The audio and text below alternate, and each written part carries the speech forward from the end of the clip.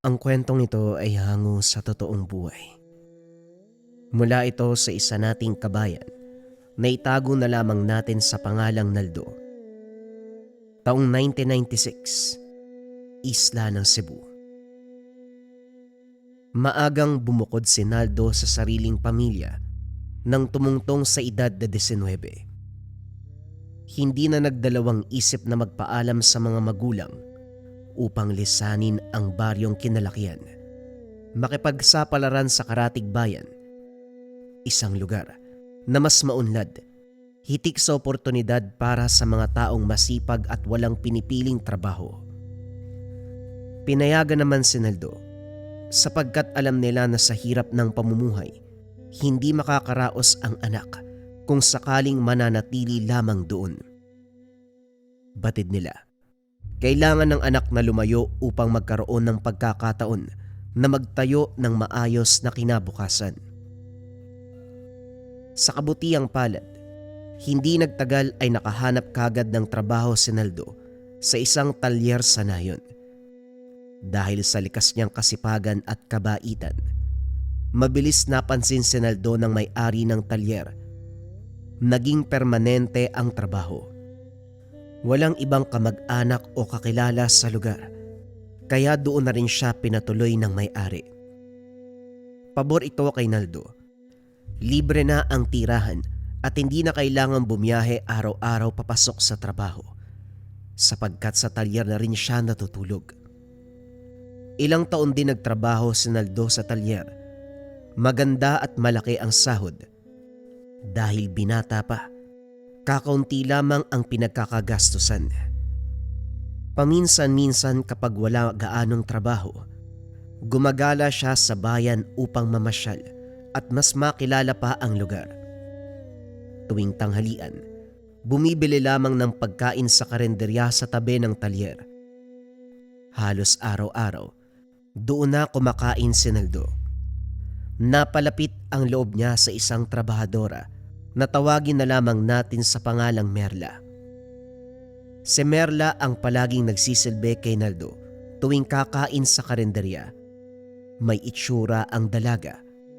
Maputi, maamo ang muka, at may likas sa kabaitan bagamat mahiyain sa iba. Napapansin ni Naldo na kapag siya ang kaharap, palaging nakangiti si Merla at tila may kakaibang lambing sa kilos at pananalita. Dito siya napaisip na maaaring may lihim na pagtingin ang dalaga sa kanya. Si Naldo ay may itsura din. Moreno at matangos ang ilong. Matipuno ang pangangatawan dahil sanay sa mabigat na gawain. Gayunpaman, wala siyang interes kay Merla. Hindi niya ito tipo, at higit sa lahat, wala pa sa plano ang magkanobya. Mas nais niyang sulitin ang pagiging binata, trabaho, gala, paminsan-minsan, pagbili ng mga bagong gamit para sa sarili. Kontento na siya sa ganung buhay. Isang araw bandang tanghali, pumunta si Naldo sa karenderya upang bumili ng pagkain. Habang nakaupo at nag-aantay ng order, napansin niya ang dalawang lalaki na panay ang tingin kay Merla. Alam ni Naldo na dayo ang mga ito sapagkat araw-araw siyang kumakain sa lugar. Kabisado na ang mga parokyano. "O Naldo, ito na yung adobong atay ng manok. 3 kanin saka soft drinks, tama ba?" Dapat 4 yung kanin. Kulang yung 3, no? Marami kaming inayos sa talyer. Napagod ako. Pabirong wika ni Naldo. Ngumiti ang dalaga at kinuha ang dagdag na kanin at inumin. Habang kumakain si Naldo, pasulyap-sulyap siya sa dalawang lalaki. May hindi magandang pakiramdam ang bumabalot sa binata. Halatang may masamang balak ang mga dayo. Matapos kumain, kagad siyang bumalik sa talyer. Bandang 4:00 ng hapon, hindi pa rin mawala sa isip nito ang dalawang weirdong lalaki. Pakiramdam niya, may kaugnayan ang mga ito sa mga aswang. Si Naldo ay nagbula sa angkan ng mga manggagamot. Ang ama ay isang kilala at kinakatakutang antingero.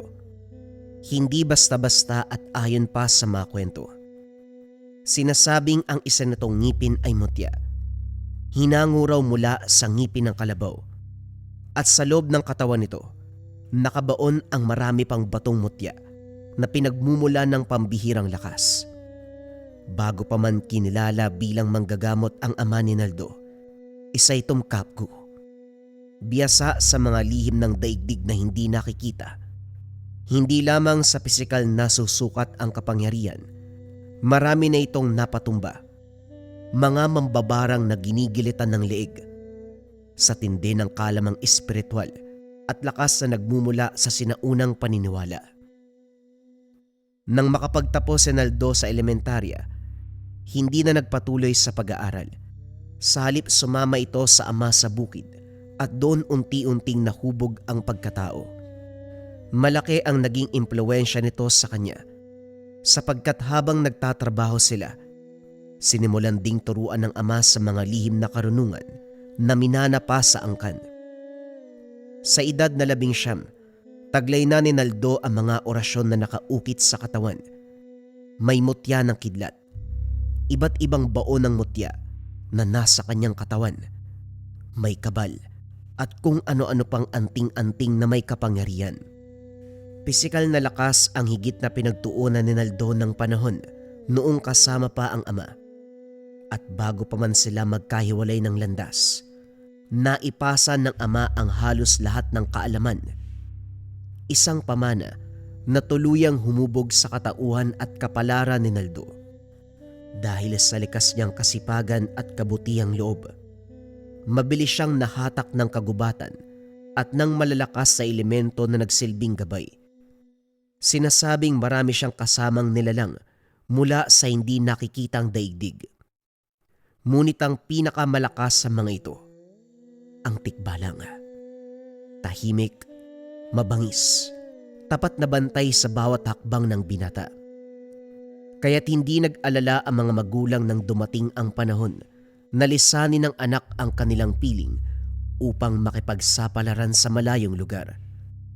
Batid nila na saan man siya magtungo, may mga matang nagbabantay at mga lakas na nakapaligid sa kanya. Alam nila, protektado si Naldo laban sa kapamakan, sapagkat hindi lamang dugo ng mga manggagamot ang kanyang baon, maging ang basbas ng kagubatan at ng mga nilalang na hindi nakikita ng karaniwang tao. Isang gabi, matapos ang maghapong pagtatrabaho sa talyer, dumiretso si Naldo sa karinderyang pinapasukan ni Merla. Alam ng binata na naroon pa ang dalaga. 9:00 na ng gabi bago magsara ang tindahan. Marami pang kumakain ng mga oras na yon. Habang inaantay ang hapunan, napansin ni Naldo na tila aligaga si Merla. Hindi mapakali, parang may mabigat na dinadala. Gayunpaman ipinagpatuloy ni Naldo ang pagkain. Hindi muna pinansin ang kakaibang bagay.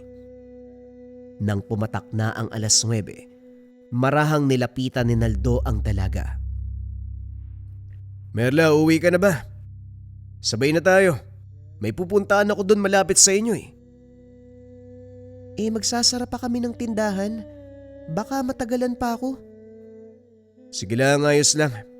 Antay na lang kita, nakakabagot kasi maglakad mag-isa eh. Pag-alis ng dalaga, napasimangot si Naldo. Kakaibang amoy. Hindi niya maipaliwanag. Teka, iba yung amoy ah.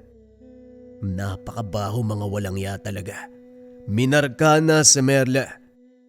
Ayos din yung mga aswang na to kung sino-sino yung binibiktima. Biglang nagsalita ang gabay sa isipan. Kahit kailan, mahina ang utak mo. Malakas ka nga at mabilis. Pero kung anong lakas mo, ganun din kahina ang utak mo. Grabe ka naman makapanglait. Bakit? Ano bang ginawa kong mali? Buntis ang dalaga. Ha? Paano nangyari yun? Wala namang nobyo si Merla. Ako nga yata yung gusto niyan eh. Hindi na sumagot pa ang tikbalang sapagkat papalapit na muli ang dalaga. Nang tuluyang magsara ang karinderya, kagad naglakad ang dalawa patungo sa bahay ni Merla. Habang naglalakad sa dilim na daanan, pilit inuunawa ni Naldo ang mga salitang binitawan ng gabay. Hindi maiproseso kung paanong nangyaring buntis ang dalaga, lalo na't wala itong kilalang kasintahan. Ang tanong ay patuloy na gumugulo sa kanyang isipan, kasabay ng unti-unting pagbigat ng hangin na tila may dalang masamang pangitain. Kaya't napagpasya ni Naldo na kausapin ang dalaga tungkol sa buhay nito upang mapatunayan kung totoo nga ang sinabi ng kanyang gabay. Merla, medyo nagtataka ako ha. May nobyo ka na ba o nanliligaw sa'yo? Naisip ko lang kasi sa itsura mong yan. Maganda, maputi, at saka… Hindi na natapos sa pagsasalita si Naldo. Biglang humagulgol sa pag-iyak ang dalaga. Lubos ang pagkagulat ni Naldo sa pangyayari, kaya kagad niya itong nilapitan at inalalayan. Oh, bakit ka naman umiiyak? Anong problema, Merla? Patuloy lamang ito sa paghikbi, parang isang taong nawala ng mahal sa buhay. Ilang minuto ang lumipas bago ito unti-unting kumalma. Sa mahinang tinig, saka lamang ito nagsalita. Inamin na siya ay buntis. Doon tuluyang nakumpirma ni Naldo na totoo ang sinabi ng gabay. Ngunit kasunod nun, ang mas mabigat na tanong, sino ang lalaking nakabuntis sa kanya? Hindi na sumagot si Merla. Tahimik silang nagpatuloy sa paglalakad hanggang sa maiatid ni Naldo ang dalaga sa tinutuluyan. Naiwan si Naldo sa gitna ng dilim. Tangan ang isang katotohanan na mas mabigat pa sa anumang anting-anting o mutya na dala. Sa harap ng bahay ni Merla, sinalubong si Naldo ng matapang at masangsang na amoy. Ang marka ng mga aswang ay lantad sa paligid. Dahil dito, nagpa siya na hindi muna umuwi. Sa halip ay nanatili upang bantayan si Merla. Batid ni Naldo at ng gabay na si Bangis na mamaya lang magsisimula ng manggambala ang mga aswang. Tahimik na nagtago si Naldo sa gilid ng pader. Sanay na siya sa pagbaba ng sariling ora, maging ng presensya. Isang kasanayan na naging likas na sa kanya. Ito rin ang dahilan kung bakit hindi naging alerto ang mga nilalang kahit pa kasabay siyang kumain.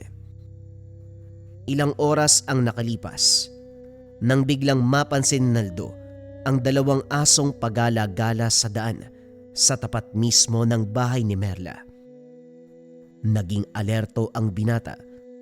Sa unang tingin karaniwan lamang ang mga ito na tila ba may hinahanap at paikot-ikot.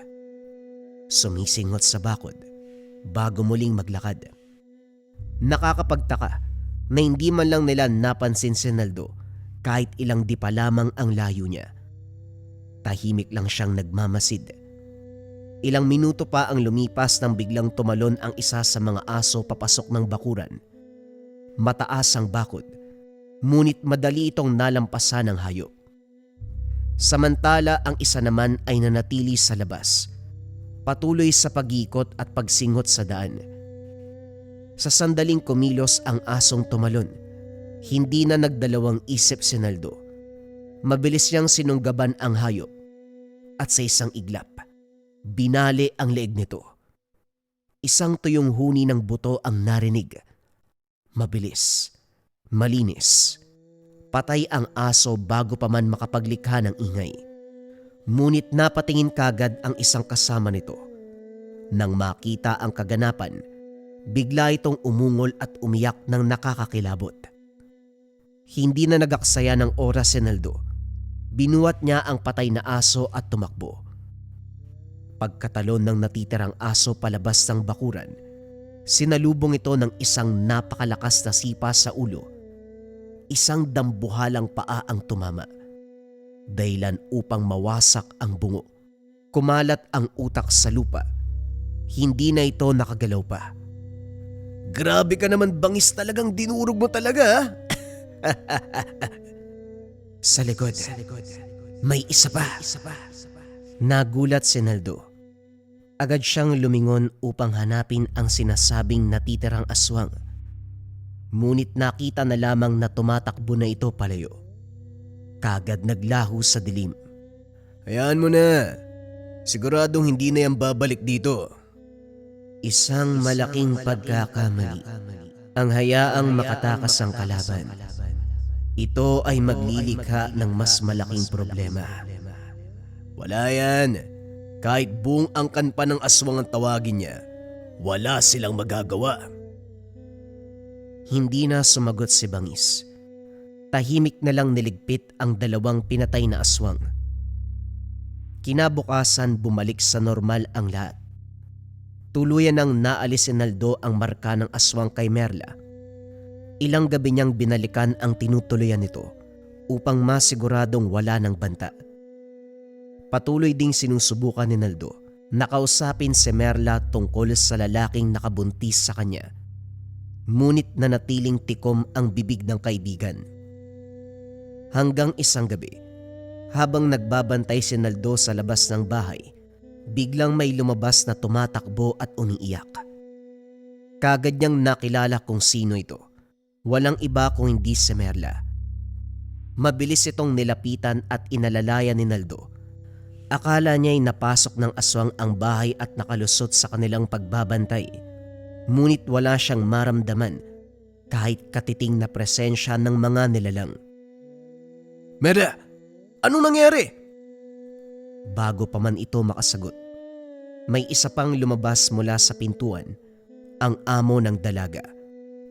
Galit na galit itong papalapit sa dalawa, kaya kagad humarang si Naldo. Minura siya ng lalaki. Tinanong kung sino siya at bakit nangingialam. Inutusan nito si Merla na bumalik sa loob, ngunit lalong humigpit ang kapit ni Merla kay Naldo. Dito na naunawaan ni Naldo ang kaganapan. Mawalang galang na po. Nobyo ko ni Merla. Sa amin muna siya uuwi. Napahinto ang lalaki. Halatang nagulat at napahiya. Galit itong tumalikod at padabog na bumalik sa loob ng bahay. Uy Merla, ayos ka lang ba? Sa amin ka muna umuwi. Sinasaktan ka ba ng amo mo? Hindi pa rin sumagot ang dalaga. Patuloy lamang itong humahagulgol sa pag-iyak. Sa halip na dumuon tumuloy sa tinutuluyan ni Naldo. Nakiusap si Merla. Ihatid na lamang siya sa terminal. Uwi daw siya sa probinsya. Hindi na tumutol pa si Naldo. Tahimik niya itong inalalayan hanggang sa terminal. Bago sumakay ng bus, doon na tuluyang bumigay si Merla. Sa pagitan ng paghikbi, pinaliwanag niya ang lahat ng kababuyang ginawa ng amo. Paulit-ulit daw siyang ginahasa sa tuwing wala ang among babae. Walang awa, walang konsensya. Sa bahay mismo ng mga amo nagtatrabaho si Merla. Sa umaga tumutulong siya sa karenderya. Pagsapit ng hapon at gabi, siya naman ang katulong sa loob ng bahay. Malaki ang pasahod, kaya tiniis niya ang pagod at hirap. Ngunit habang tumatagal, napapansin niya na may kakaiba ng tingin ang among lalaki. Mga titig na hindi maipaliwanag. Mga kilos na unti-unting lumalampas sa hangganan. Hanggang isang araw, pinapasok siya ng lalaki sa kwarto. Doon nagsimula ang paulit-ulit na pang-aabuso. Walang magawa si Merla kung hindi manahimik at magtiis. Hanggang sa ang lahat ng kababuyang iyon ay nagbunga, ang batang dinadala ngayon sa sinapupunan. Noong gabing yun, naglakas loob si Merla na tumakas. Muli kasing pumasok ang amo sa kanyang kwarto, dala ang parehong masamang balak. Sa takot at depresyon, tumakbo siya palabas ng bahay. Ito ang gabi na nakita siya ni Naldo. 3 buwan nang buntis si Merla. Nitong nakaraang linggo lamang nalaman ang kalagayan nang mapansin ito ng isang matandang kapitbahay. Diretsang sinabi na siya ay nagdadalang tao. At kinabukasan nun, Maagang nagtungo si Merla sa klinika upang magpatingin at tuluyang nakumpirma. Positibo ang resulta. Isa pa sa mga matinding kinakatakutan ni Merla, ang gabi-gabing pagkaluskos sa labas ng bintana. Dahil galing siya sa isang liblib na baryo, malalim ang paniniwala sa mga aswang. Kaya nagpa siya na umuwi muna ng probinsya. Umaasang doon, magiging ligtas siya, malayo sa bangungot na sinapit. Halos sumabog ang ulo ni Naldo sa gulat at galit nang marinig ang lahat. Hindi niya naisip na ganun kalalim ang sugat na dinadala ni Merla, pisikal man o emosyonal. Kaya minabuti na lamang pauwiin ang dalaga sa kanilang lugar upang tuluyan na itong makalayo sa masalimuot na karanasan na sinapit sa pakikipagsapalaran sa syudad. Matapos mayatid si Merla sa sasakyan, kaagad namang umuwi si Naldo sa talyer upang magpahinga. Kinabukasan ipinagpatuloy ang araw-araw na buhay na para bang walang nangyari. Ngunit makalipas ang ilang araw, unti-unting napansin ng mga katrabaho, maging ng amo, na tila may mali kay Naldo. Nangihina ang kanyang katawan, mabilis mapagod at parang unti-unting nauubos ang lakas. Nagtataka si Naldo. Wala naman siyang nararamdamang kakaibang sakit o namang senyales ng karamdaman. Kinagabihan, nagdasal siya, nagkarga ng orasyon, tinawag ang gabay. Bangis, napapansin mo bang bumabagsak yung katawan ko? Marami nang pumupuna sa akin eh. Wala naman ako nararamdamang kakaiba. Barang na ginagamit din ng aswang. 3 ang gumagawa sa'yo. At sa palagay ko, may kinalaman ito sa aswang na pinatay mo. Ano 3? Pero wala naman ako nararamdamang sakit sa katawan ko. Dahil sa sobrang lakas ng karga mo, hindi mo kaagad napapansin. Pero unti-unti nang humihina ang katawang tao mo. Malakas ang espiritual mong depensa, ngunit hindi kayang dayain ang pisikal mong katawan ng barang na pinapadala sa iyo. Napaisip ng malalim si Naldo. Umuwi ka na muna sa inyo, bata. Unti-unti ka nilang inuubos. Wala mang epekto sa isipan mo. Darating ang oras na susuko ang katawan mo kapag tumagal pa ito. Kinaumagahan, kaagad nagpaalam si Naldo sa amo upang magbakasyon at umuwi sa kanilang lugar. Dinala lahat ng ipon at mahalagang gamit. Hindi naman siya tinutulan ng amo. Pinayagan siyang umalis. Hindi na nagaksaya ng oras. Kaagad bumiyahe pabalik sa lugar na pinanggalingan. Tangan ang bigat ng mga nangyari at ang banta ng panganib na unti-unting sumisiksik sa katawan. Nang makarating si Naldo sa bahay, agad siyang sinalubong ng ina. Maigpit ang yakap nilang dalawa. Puno ng pananabik at pananahimik na matagal nang naipon sa ilang taon na hindi sila nagkita. Kitang-kita ang tuwa sa mukha ng ina, kahit may bahid ng pag-aalala ang mga mata nito.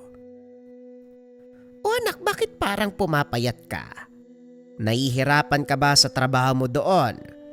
O baka naman, hindi ka kumakain ng tama? Ngumiti lamang si Naldo. Pilit tinatakpan ang panghihina. Sa halip na sumagot, tinanong niya kung nasaan ang ama. Sinabi ng ina na nasa loob ito ng bahay at nagdarasal. Kaagad siyang pumasok at dumiretso sa kwarto ng ama. Pagbukas pa lang ng pintuan, sinalubong na siya ng malamig, ngunit pamilyar na tinig. May barang ka, anak. Ilang araw na yan at bakit ngayon ka lang umuwi? Kung hindi dahil sa lakas ng karga mo at proteksyon ng gabay, noong nakaraan ka pa sana pinaglalamayan. Sa susunod, matuto ka namang makiramdam sa mga nangyayari sa katawan mo. Napayoko si Naldo Hindi na nagulat. Hindi na bago na alam na ng ama ang lahat kahit wala pa siyang sinasabi.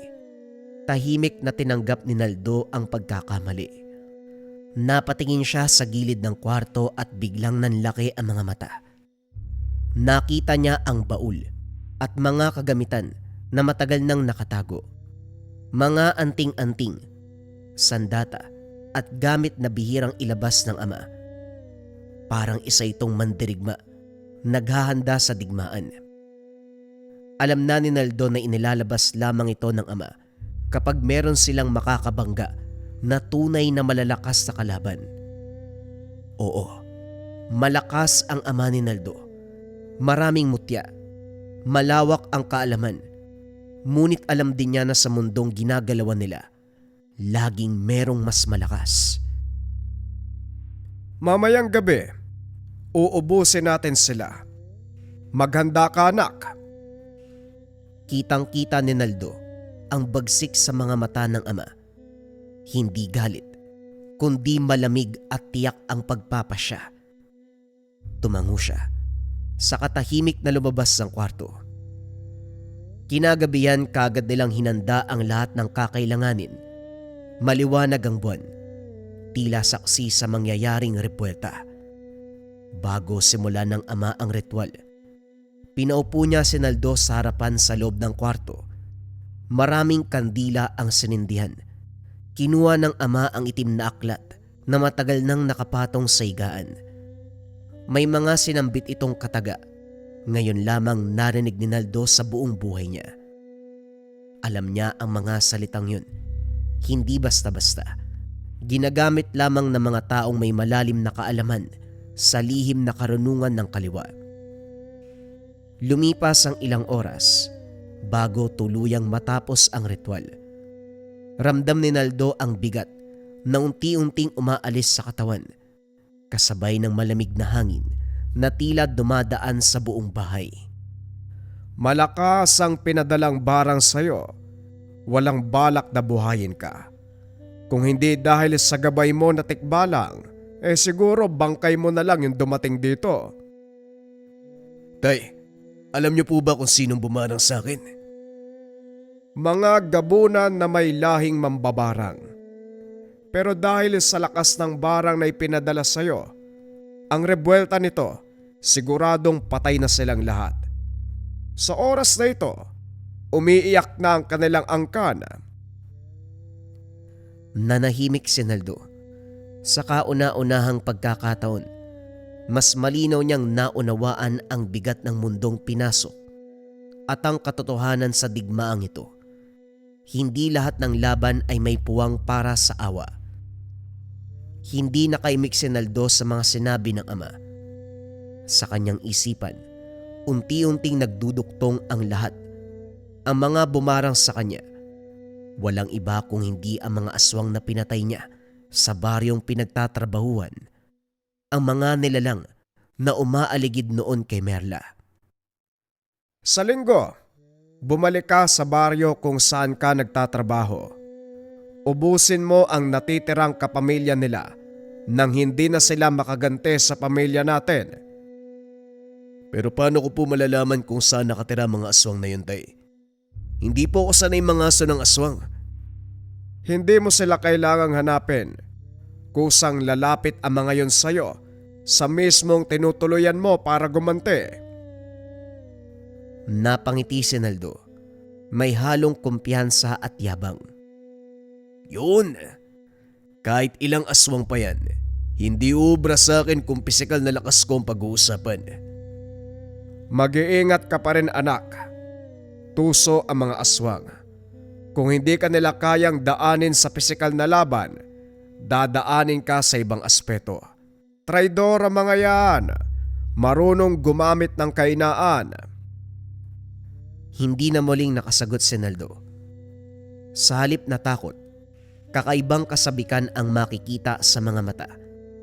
Parang isang mandirigma na sabik sa digmaang paparating.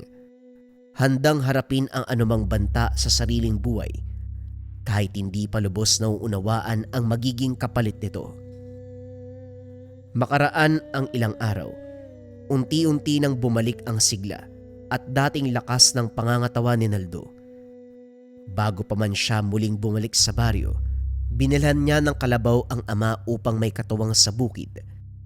Pinatayuan naman ng maliit na tindahan ng ina gamit ang mga naipong pera. Nais si Naldo na kahit papano ay makabawi man lang sa mga magulang sa mga sakripisyong ginawa para sa kanya.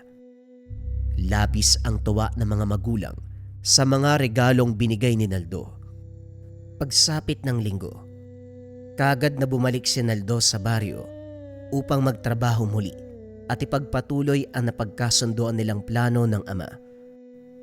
Pagdating sa talyer, ikinatuwa ng amo ang maayos niyang kalagayan at ang pagbabalik ng dating sigla.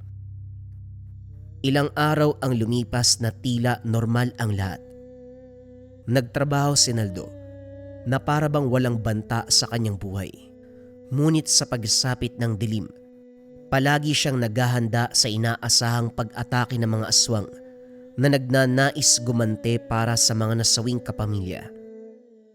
Gayunpaman, tila hanggang pagpaparamdam lamang ang kanilang kaya. Gabi-gabi, may mga huning naririnig si Naldo sa labas ng talyer. Mahaba, malamig, nakakabagabag sa katahimikan ng gabi. Kapag hindi na matiis si Naldo ang mga kakaibang ingay at hindi na makatulog, lumalabas siya upang hamunin ang mga elementong nagmamasid sa dilim. Subalit sa kabila ng tapang at paghahanda, wala ni isa man ang nagpakita sa kanya. Nanatili silang nakatago, nagbabantay, nag-aantay ng tamang sandali. Habang tumatagal ang araw, mas lalong lumalala ang mga panggagambala ng mga aswang sa pagpapahinga ng binata.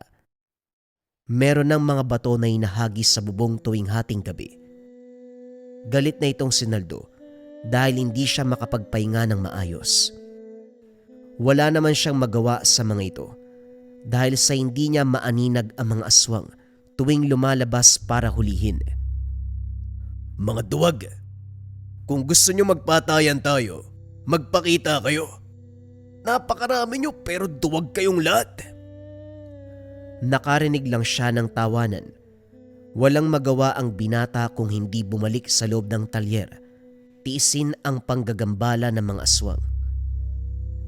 Isang araw habang nagtatrabaho, kasama ang iba pang trabahante sa talyer. Pare, bakit parang nangangayayat ka na naman? Bumalik ba yung sakit mo? Hindi, wala do. Hindi lang ako masyadong nakatulog tuwing gabi. Ang ingay ng mga pusang naghaharutan sa bubong. Anak baka kakaibang pusa ng mga yan. Malay natin, baka nga ibang pusa na talaga. Pero pare, seryoso May nakwento nga sa akin yung pinsan ko sa probinsya. Ganon din sa kanila Parang pinagtitripan sila ng mga aswang.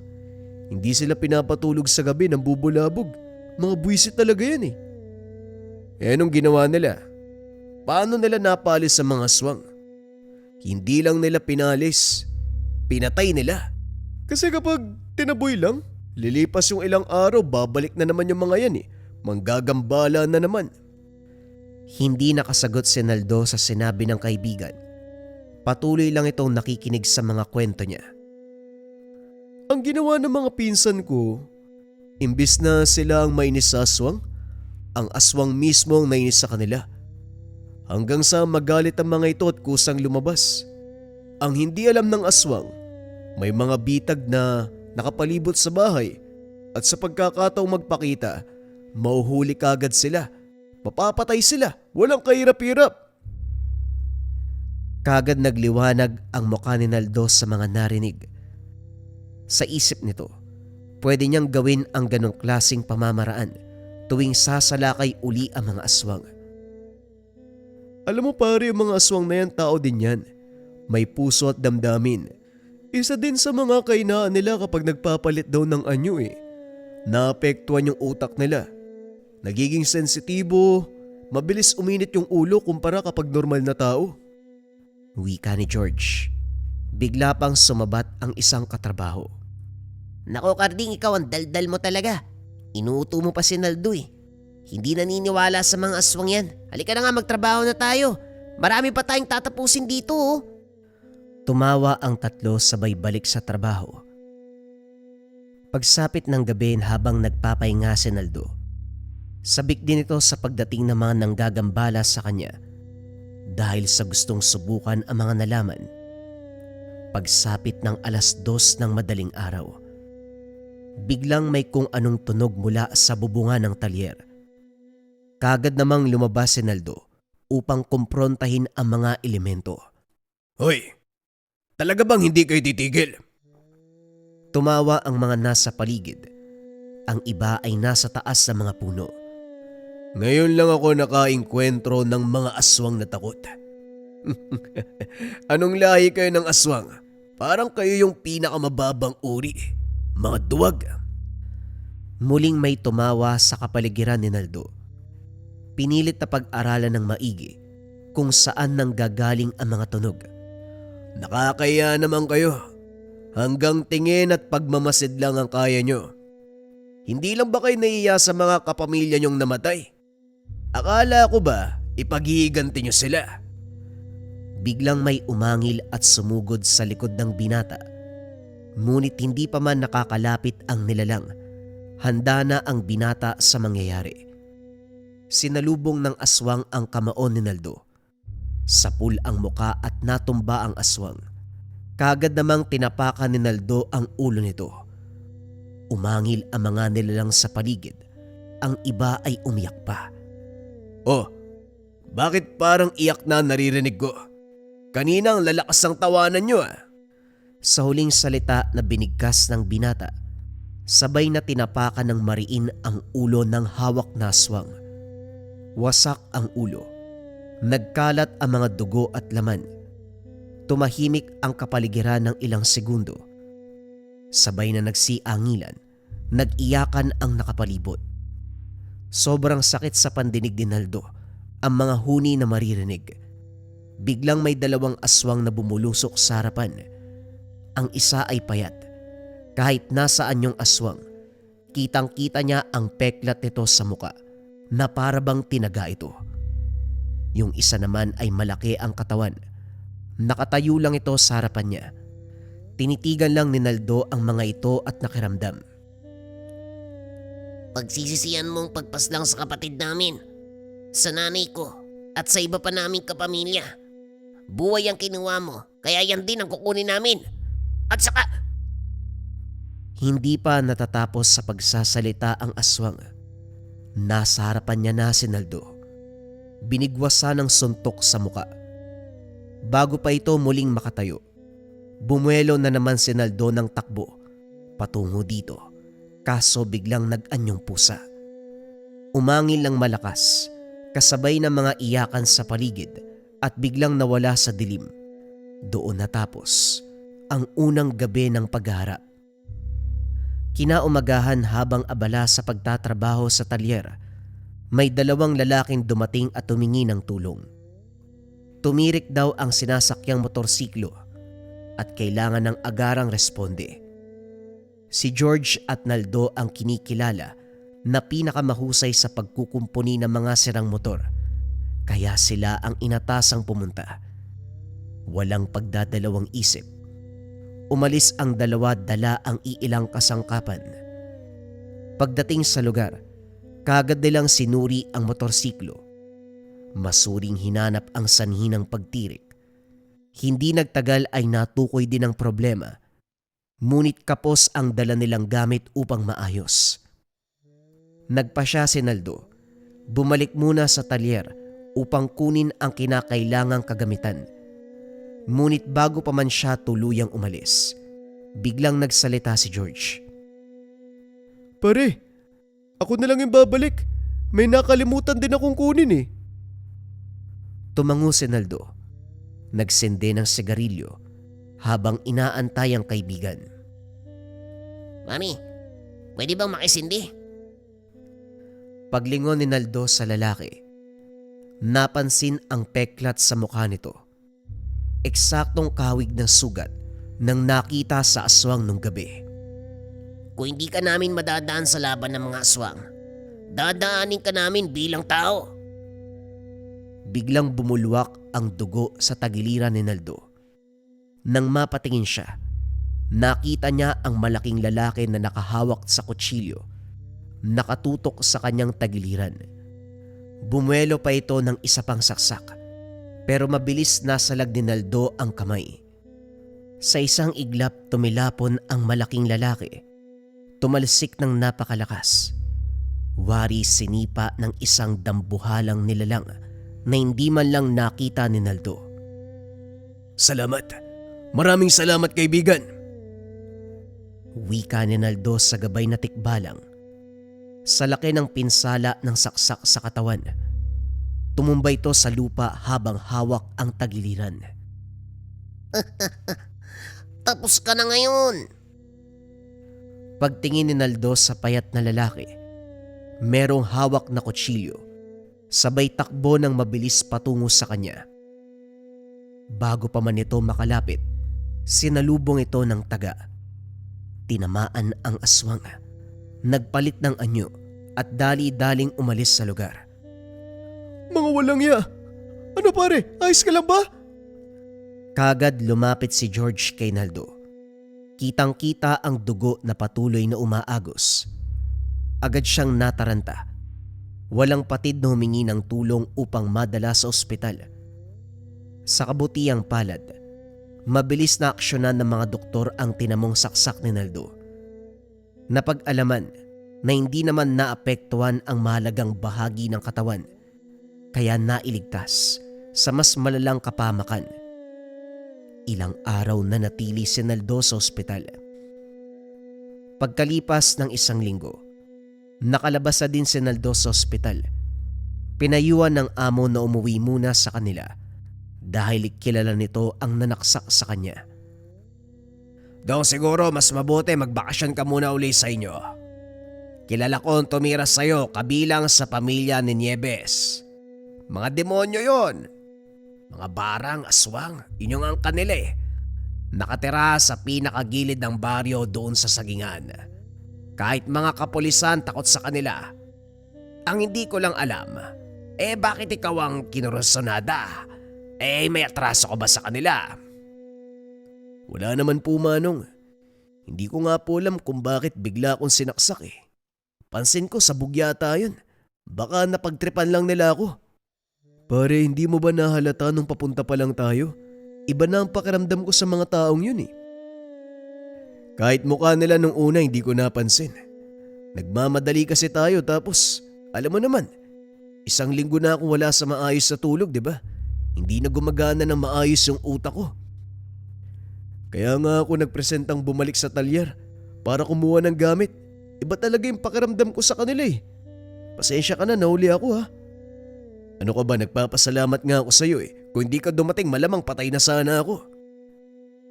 Tumawa ang tatlo. Hindi na nakasagot ang amo. Kahit pinipilit siya na bumalik muna sa probinsya, nanatili pa rin si Naldo sa talyer upang magtrabaho. Pagbalik sa talyer, hindi na pinalipas si Naldo ang oras. Nang lumubog ang araw, nagdasal ito at nagdagdag ng poder at karga. Kinuha ang mga tangan, napagpasya niya at akina ang lungga ng mga aswang. Naalala ni Naldo ang sinabi ng amo na nakatira ang angkan ng mga aswang sa lugar. Ilang beses na silang nakapunta sa nasabing lugar. 10:00 ng gabi nang pinunta ng lugar. Bago tuluyang pumasok, huminto siya sa isang tindahan. Pagmamay-ari ito ng isang kakilala. Otong, ba't naparito ka? Pinatawag ka ba ni Ben? Sa pagkakala ko wala namang sira yung motor namin. O teka, tatawagin ko lang. Ay wag na po Aling Duday. Itatanong ko lang po sana kung saan po yung bahay ng pamilyang Nieves ba yun? Bakit may kailangan ka ba sa kanila? De bale iyo, diretsuhin mo lang yan tapos liko ka dun sa kaliwa. May makikita kang bahay na yari sa kahoy. Yan yung isang buong lugar. Sila yan lahat magkakapamilya. May ipapaayos ba sa'yo? Oho. Nakiusap po sa amo ko kaya pinuntahan ko na lang. O sige iyo, pero ipapaalala ko lang mag-iingat ka doon ha. Huwag kang kumain o uminom ng kahit anong iaalok nila. Mga aswang ang mga yan Sige po Aling Duday, maraming salamat po. Pakisabi na lang po kay Mang Ben na dumaan ako. Kagad nagpaalam ang binata. Wala masyadong tao sa daan. Meron namang poste, pero ang iba ay hindi na gumagana. Habang naglalakad papunta sa lugar, nagsalita ang gabay. Ito na ang tamang oras upang ibigay sa iyo ang buong lakas. Teka, anong ibig mong sabihin? Huwag nang maraming tanong. Huwag kang magpigil. Munti ka nang mapatay nung nakaraan. Ngayon ubusin mo ang lahi nila. Wala kang ititira. Ako ang bahala sa'yo. Hindi maintindihan ni Naldo ang nararamdaman. Nagkaroon ng kakaibang puwersa. Nasabik sa digmaan. Halo-halo ang nararamdaman niya. Takot at pagkasabik.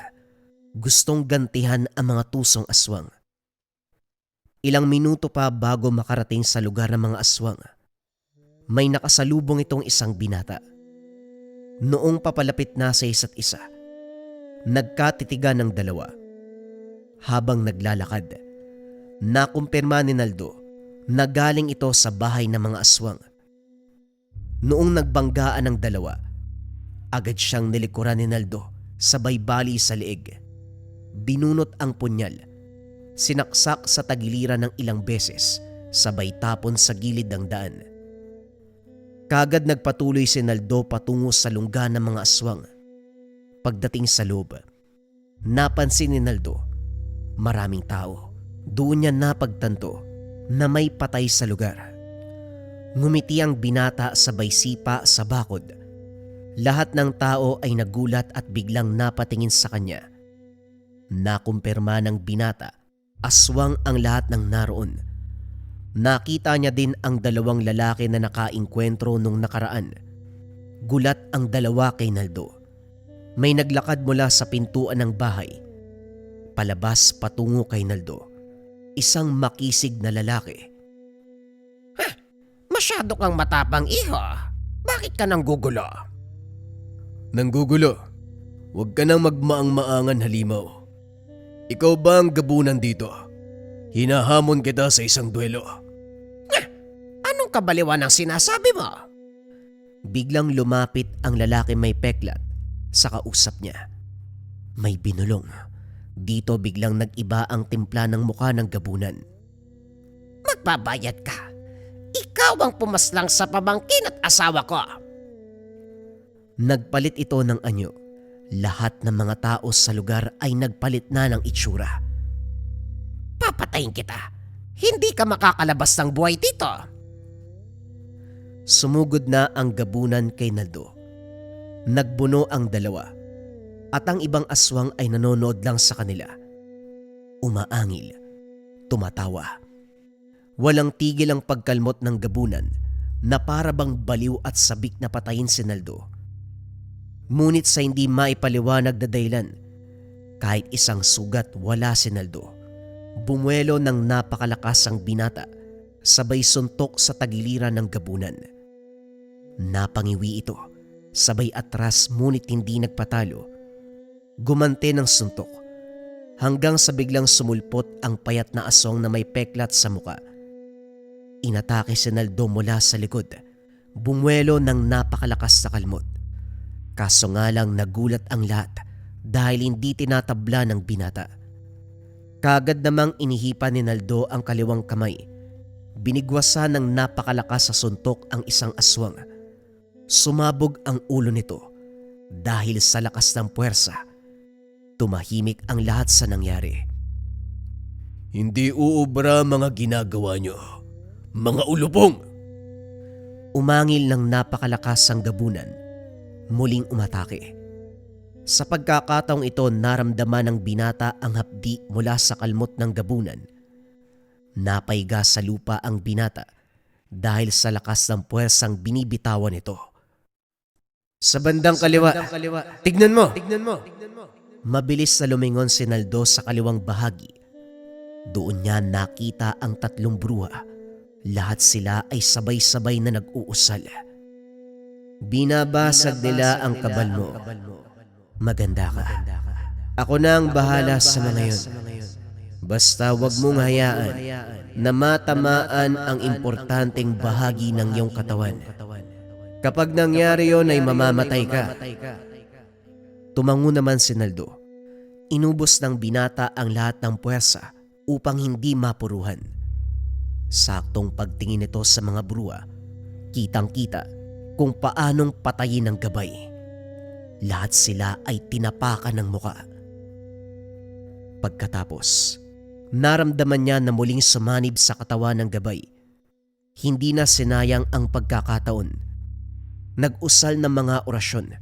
Nagbitaw ng napakalakas sa suntok patungo sa mukha ng gabunan. Hindi man sumabog ang ulo nito. Napangiwi, kitang-kita ang pamumula ng muka. Napatigil ito sa pag-atake kay Naldo dahil sa sakit ng pinsala. Mabilis namang binunot ni Naldo ang kutsilyo sa tagiliran, sabay saksak sa leg ng gabunan. Dito na natumba ang nilalang habang hawak ang leeg. Bago pa matuluyan ang gabunan, sabay-sabay na sumugod ang lahat ng aswang. Sa isipan niya, mas mabuti nang sagupain ang mga susugod bago patayin ng gabunan nang siguradong walang matitira sa ang kanila. Kagad namang pinagpapapatay ni Naldo ang lahat ng ito. Lahat ng dumumo, kumalmot sa kanya, hindi pinakitaan ng awa ng binata. Lahat sila ay pinatay. Ang gabunan na lamang ang natira. Nilapitan niya ito. Alis na ako sa lugar. Wala na ang aking angkan, kaya wala ka nang dapat ikabahala. Ayos ka rin ah. Wala na ang buong angkan mo pero gusto mo pa rin mabuhay. Kayong mga aswang, sarili nyo lang ang iniisip nyo. Tinapakan nito ang ulo ng gabunan. Malakas na halinghing ng kabayo ang pumalahaw sa lugar. Nadurog ang ulo ng gabunan. Kinabukasan balik sa normal ang buhay ni Naldo na para bang walang nangyari. Wala nang nagparamdam sa kanya. Wala nang nanggambala. Payapa na muli ang pagtulog sa gabi. Mabilis na lumipas ang maraming taon. Nakahanap ito ng asawa sa lugar. Nagpasya ang dalawa na umuwi sa probinsya ni Naldo at doon na lamang manatili. Ginamit nila ang naipong pera upang mapalawak ang saka ng ama. Namuhay sila ng payapa, malapit sa kalikasan. Tinanggap niya ang lahat ng gamit ng ama. Sa tuwing may oras, tumutulong siya para manggamot sa mga kababaryo. Mas pinili ni Naldo ang tahimik na buhay ng kalikasan kaysa maging mayaman sa syudad. Ito man ang nais niya nang unang umalis sa lugar. Mas nangibabaw pa rin sa kanya ang simpleng pamumuhay. Ang buong pusong pagtanggap sa lahat ng gamit ng kanyang ama bilang isang malakas na antingero at manggagamot. Naway nagustuhan ninyo ang istorya ng isang tao na may malakas na pisikal na katangian at merong ding gabay na tikbalang. Naospital yung mangkukulam matapos magsuot ng kabayan natin ng marahuyo bracelet.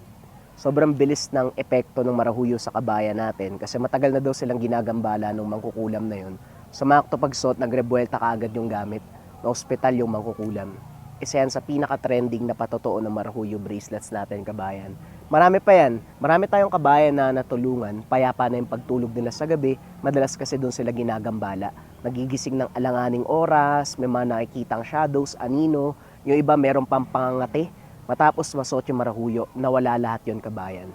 Kasi ang marahuyo natin depende sa espiritual. Kontrakulam, barang, tigalpo, palipadangin, usog, o kahit anong masamang uri ng sumpa. Lagi nyo rin tatandaan, mga kabayan, ang nagpatrend sa marahuyo, rebuelta or sumbalik. Kung naman yung sumpa na ibinigay sa inyo, ibabalik doon sa taong nagbigay. Kung interesado ka sa Marahuyo Kabayan, check mo yung yellow basket sa baba or visit mo lang yung shop ng Lika Merchandise. Mag-ingat sa mga scammers.